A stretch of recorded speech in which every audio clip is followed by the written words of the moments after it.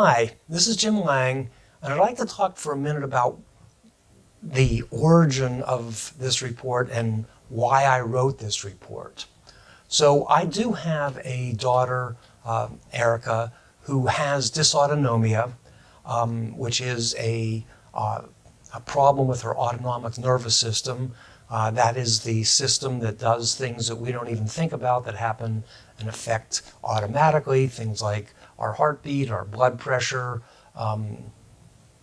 And when you have a problem like dysautonomia, you have multiple symptoms that change, and then you have ups and downs.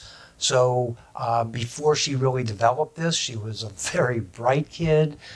She was at the top of her class. She was a math and science kid. She was cheerful. And very frankly, life was really good. I even remember going to one of the parent-teacher meetings and hearing all these nice things about our daughter. And my wife and I are like, this is too easy. This is, who expected this? And then physical problems came. And it's when your daughter, and assuming you have a child with a disability, and I don't know if your child was born with this disability or it developed in later in life or even relatively early in life, but not immediately, which is what happened with us. She started feeling bad. She started needing help. She started not wanting to go to school, even though she loved school, and she didn't want to go on play dates. And of course, this was consuming for us because the other thing is she's an only child, and my wife was really so interested, and me too, looking for some type of cure, if you will, or some kind of treatment, because at the time we didn't know it was dysautonomia. We didn't know what it was. And we paraded our poor daughter all over the country to Mayo Clinic and Cleveland Clinic and Minneapolis and California and other places with different doctors and gastroenterologists and other specialists. And we just did so much looking for, quote, the magic cure. And of course, the magic cure never really came. And then when we got a diagnosis that we understood, and we understood, hey, this isn't going to be an easy fix where you take this pill or you do these exercises.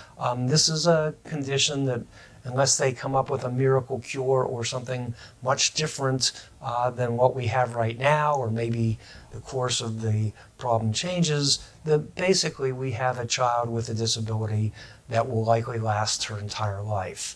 Now she does go up and down, but even in high school, and I was pushing, why don't you want to go to school? And, you have to do this. And it's very difficult to see your kid just so sick and miserable. She didn't want to go to school. She didn't want to hang out with her friends, which to me was even a bigger indication that she wasn't well. And of course, my wife and I wanted to do everything that we could to let's say, help her lead a healthier and better life. And what really happened in our family is, though I did what I could, but it was very little compared to what my wife did in terms of physical care, and let's call it psychological care in terms of worrying, in terms of, how could she make Erica as comfortable as possible? How could she help Erica lead as fulfilled a life as she possibly could? And that was, let's say, something that she took on. Of course, we both worry so much, but the other worry that was closer to my area of expertise is the financial worry. Because as a parent with a child with a disability, likely, like you, our huge fear was what happens to our daughter after we're gone. And yes, earning more money, saving more money, and dying with more money is a part solution, but it's only part of it. The other part was getting the tax stuff right, getting the trust right, getting the SSI and SSDI classifications right, et cetera, et cetera, et cetera. And we did figure this out, and this was, let's call it my department. We did figure out what we think is the ideal solution. I included it in and by the way, I did include it in a book I was writing called Retire Secure for Professors, but when I realized, gee, this information is vital to maybe a couple million parents or hundreds of thousands that we might actually hope to reach. This is vital information, and it just became my consuming passion to get this information into as many hands of parents who have a child with a disability as possible. And I kept improving the report. I got most of my staff, including a number of crunching CPAs and estate attorneys who were right on top of this.